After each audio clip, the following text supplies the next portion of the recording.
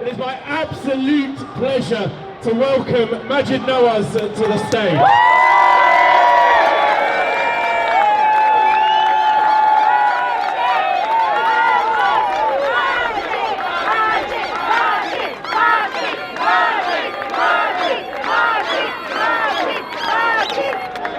Thank you all.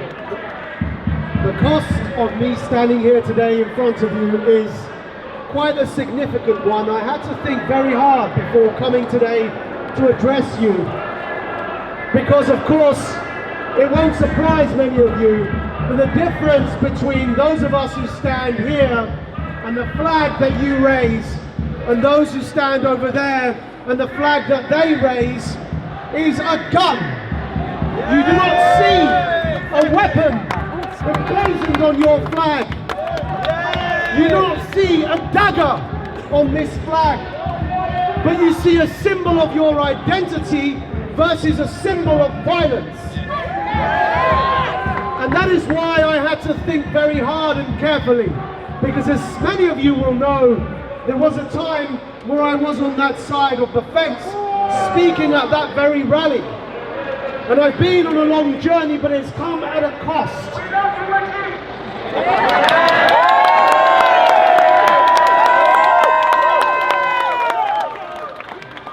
But the cost is one that we have to consider if we want to stand on principle and for universal human rights. And that is what brings me here today. It's not to make any wider point than to make the following point. I know what it feels like to be hounded and chased off the streets in Essex where I grew up. I know what it feels like to see flags and symbols raised whose sole purpose is to eliminate and exterminate the presence of people like me from the streets into which I was born and raised, or that I call a home.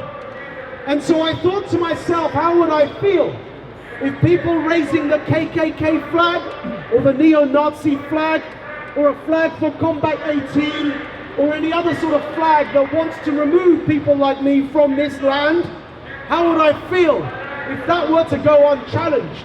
And that made me begin thinking of the meaning of solidarity and what solidarity means and why it's so important. And I realized that if we do not draw a line in the sand, that if I could not be here today with you, what possible hope, what possible chances would there be for anyone in wider society to convince you that this is your home? You have nothing to fear, despite the fact that those who agree with their perspective would like to see you removed from everywhere you consider home. There are people like me who will defend you at expense to our own selves to make sure that you feel safe and secure in your home. And we will fight to the bitter end to prevent the machinations of those who will see you exterminated, because that is their slogan, and the slogan of the founder of that organization. Let there be no doubt, it is to eliminate your presence wherever they find it. It is to exterminate you, and there is only one option. There is only one option when such slogans and such flags are raised, and that is to draw a clear line in the sand. And what is so important is about perception. If this kind of provocation is allowed to happen in London every year, then there will be, for reasons I vehemently reject, but we're witnessing it already, there will be a far-right backlash. And then of course that takes people like me, who are visibly of a minority background, back to square one with all the progress we've made in this country.